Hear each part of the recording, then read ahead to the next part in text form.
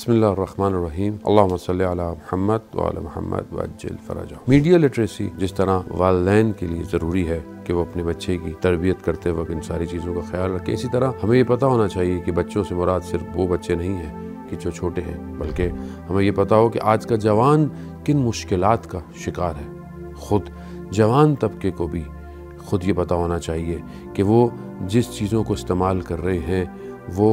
क्या उनके लिए कितनी फ़ायदेमंद है और उसमें क्या क्या उसके लिए नुकसानात हैं और क्या फ़ायदे हैं। आजकल इंसान जो है वो इतना ज़्यादा इन्वॉल्व हो गया है, कहने को ये कहता है कि वो एक इन्फॉर्मेशन ले रहा है, वो पढ़ रहा है, लेकिन उसके साथ साथ जब वो यूट्यूब यूज़ करता है तो क्या साइट पर या जो चीज़ें उसको शो की जाती हैं क्या वो सारी चीज़ें उसके लिए फ़ायदेमंद हैं। इंसान हो सकता है कि कोई एजुकेशन की चीज़ को देख, लेकिन शायद साइट पर कोई और ऐसी चीज़ आ जाए या ऐसी चीज़ें कि जो उसकी ज़रूरत ना हो लेकिन उसके एहसासात को उभार लें। बिल्कुल ऐसी है कि जैसे आप एक जवान बच्चे को जब अपने घर में तरबियत करें और उसको हो सकता है कि उसके जो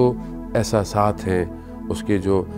इमोशंस हैं उनको आप डील ना करें, लेकिन यही बच्चा जब अपने दोस्तों में, चाहे वो जवान लड़की हो, जब वो सोशल मीडिया पे जाए तो वहाँ पर वो उन एहसासात को कवर करने के लिए वो किसी और तरफ मुतवज्जा हो जाए। एक बच्चा अपनी गली में, अपने मोहल्ले में खेलता है, कूदता है, हो सकता है कि वो जब बालिग हो जाए, अक़िल हो जाए तो उसे पता हो कि हाँ ये अच्छी चीज़ है, ये बुरी चीज़ है, वो उससे दूर हो सकता है। जिस तरह लोग पहले भी बहुत सारी चीज़ों को समझते थे कि दोस्त अच्छे होने चाहिए और अच्छे दोस्तों के साथ उठे बैठे, या एटलीस्ट बच्चा जब रात को देर से आता है तो वालिदैन उसको तज़क्कुर दे सकते हैं, उससे पूछ सकते हैं कि वो कहाँ गया, क्यों गया। लेकिन मीडिया की दुनिया इतनी डार्क है कि बच्चा उसमें ना दिन है ना रात है, लेकिन जब उसके अंदर दाखिल होता है तो इतने जुल्मात और इतने अंधेरों में चला जाता है कि शायद उससे पलटना सारी ज़िंदगी उसके लिए बहुत मुश्किल हो जाए,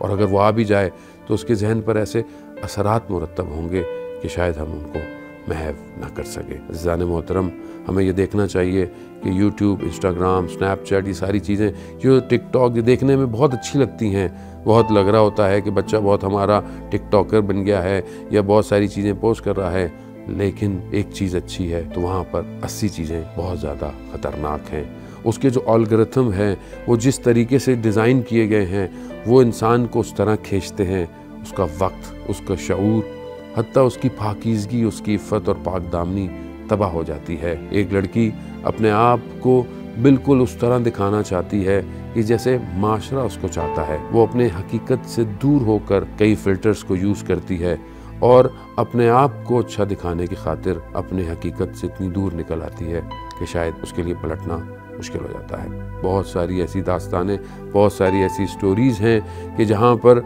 लोग इस मीडिया के अंदर दाखिल हुए और अपने दोस्त बनाए और उसके बाद जो है वो सारी ज़िंदगी का पछतावा है। दास्तानें जो है वो इस नहव से भरी हुई हैं। इसलिए ख़ुद वालिदैन को पता हो कि अगर वो बच्चा उनका किसी भी काम के लिए यूट्यूब यूज़ करता है तो वो ख़ुद उसको देखते रहें, और अगर वो सोशल ऐप्स पर जाता है कम्युनिकेशन की तो उसे उन्हें पता होना चाहिए, वो बच्चे को भी जो है वो मालूम होना चाहिए कि उसके हुदूद क्या हैं, उसके लिमिट्स क्या हैं, और मुरतब हमें अपने बच्चों को चेक करते रहना चाहिए और उनकी ज़िंदगियों में देखें कि उनकी बिहेवियर में अगर कोई तब्दीली आ रही है तो देखें कि वो इन गैजेट्स को कितना यूज़ कर रहे हैं। हमें ख़ुद भी अपने आप को भी कंट्रोल रखना है और अपने आने वाली नस्ल को भी कंट्रोल रखना है, क्योंकि आज का मीडिया जो है वो किसी का भी दोस्त